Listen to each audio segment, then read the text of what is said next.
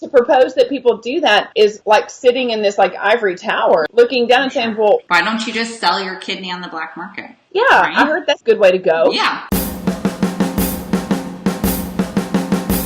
Hey guys, it's Lauren and Michelle from the Dependas. You know, last year we did a video on the government shutdown. Last year's shutdown only lasted less than the time that a really bad stomach bug does. Yeah. So like 2 hours. Wasn't that long. Now though, it's like a different story. We're on day 24, I think, of the shutdown right now. So I think a lot of us think, oh, you know, we're military families. We shouldn't be the ones going without pay. We're still working and all that stuff. Our husbands or our wives are still out there working. We're not getting any time off and we're still not getting paid. But in the end, like, the shutdown's affecting families everywhere with babies to feed and kids, you know, that need to go to daycare. It's just hard on everyone. And because it's affecting like the food programs, and it's affecting the national parks, and it's affecting, so many different areas of people, not just our military. Right. And it's because we have two groups of people, which our political preferences and thoughts are not important with this. I think people really have to like step away from.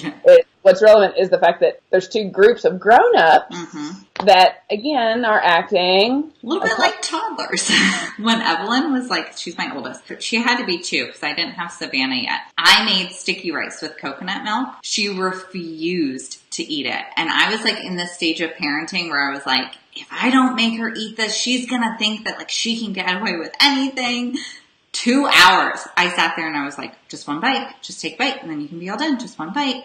And she just closed mouths, arms crossed, like wouldn't do it. Finally, guess who caved?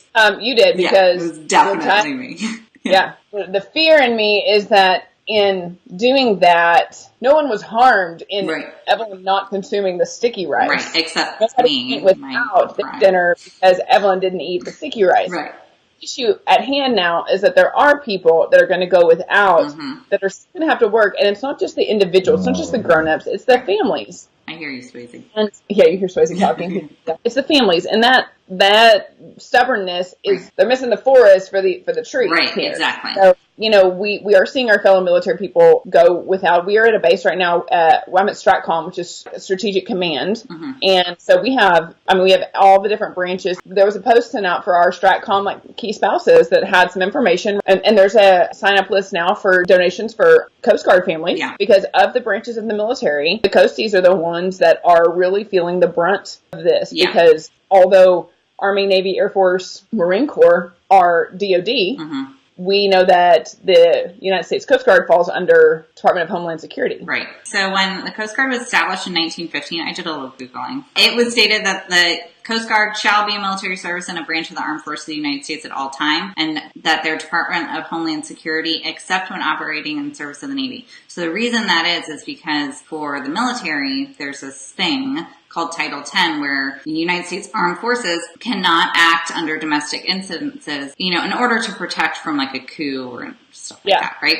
So the Coast Guard obviously can't do that because they protect our domestic waters.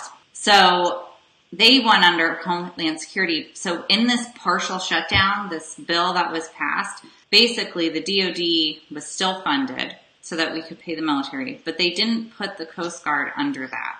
They kept the Coast Guard under Department of Homeland Security. So now you're in this like weird position where it's like, well, they're military. Why aren't they getting paid? It's really hard, I think, for them because it's unlike the government workers. They still have to go to work. In addition to that, you're not just missing the pay, you're missing the other hazardous duty pay, the other benefits, if you will, that come along with deployment. It's not okay.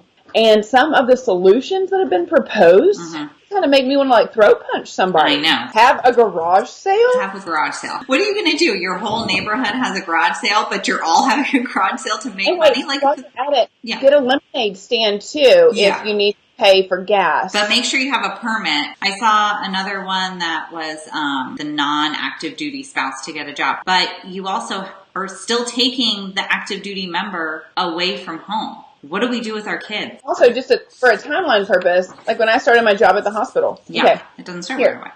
No, it doesn't start right away. Yeah, we're already going on a month here. My husband's check wasn't to come in for, 2, 3, 4 times, 6 months. We would be okay. Right. It would be, everything would be super tight. Now, if we were 23 years old and had 2 kids, Right. I didn't work. I was at home. Mm-hmm. Would it be a lot different? Yeah. Yeah. The paychecks you did receive were a fraction of what you got. Yeah. And so, that's legitimate, that it's a big hit. And to propose that people do that is like sitting in this like ivory tower, looking down and saying, well, why don't you just do this? Why don't you just sell your kidney on the black market? Yeah, right? I heard that's a good way to go. Yeah, right. I think that in reality, like, besides the military, the federal government workers are getting paid. And so I think instead of figuring out, shouldn't be like who should get paid based on semantics of what language is in the bill or an order, or who should win, should be, how can we end this shutdown? Yeah. It's up to these individuals, which is just frightening. Yeah. I'm not for sure if they have actually lived in what we all know as Realityville in a long time. And I'm fairly certain that if they did walk in those shoes, which visiting places or doing something for 4 hours is not adequate until you have gone without. Right. And you have your backup fund. Yeah. There are some resources though that like at least the Coast Guard families that we're familiar with have shared with us, and that are key spouses here that I've read about, just some different things that can be done in the meantime that do not include having a garage sale or selling lemonade or selling your kidney. Right. But I will tell you that first and foremost, just to start off with, there have been some horror stories because there's this one financial institution that have great commercials. The majority of us are members of. Yes. Because it's just... Because they say they're here for us. Yes. And in some ways, that has been valid. And in some ways, which I have become privy to in the last 6 to 12 months, not so much. Right. It's not just this incident with the government shutdown. So if you don't know who it is, I'm sure you do. Rates are going up crazy high for basically no reason. And people are starting to drop them, and then come with the shutdown, finding out that the loans that they are offering have a very high interest and are very difficult to get, unlike the last government shutdown. Like, you can't, the people that Lauren has had contact with regarding this, it's like you apply and like, unless you are like... Don't actually really need the loan. Don't actually need it. Yeah. Like if, then you can't get it. Right.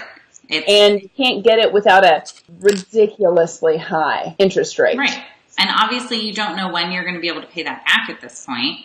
And so that's just going to be more money that is going to be coming out of pocket for you. So it's very disappointing from an institution that says so much about how they take care of the military. It seems like they've almost forgotten that the Coast Guard is military. That's just not on their radar, because with the last government shutdown, they gave 0 interest loans, or said they would give 0 interest loans. And then that money would be taken out as soon as you got your direct deposit. But this time, they're not doing that. However, there are some resources out there outside of this financial institution. So if you belong to them and that's where you get your direct deposit from, it's really difficult because a lot of us do bank with this company. But there are some other ones. Coast Guard Mutual Assistance is assistance for active duty for E5 and below, civilian GS6 and below. Or GS6, sorry. And then any employees, even civilian, who earn less than $2,600 a month. So you can go check them out.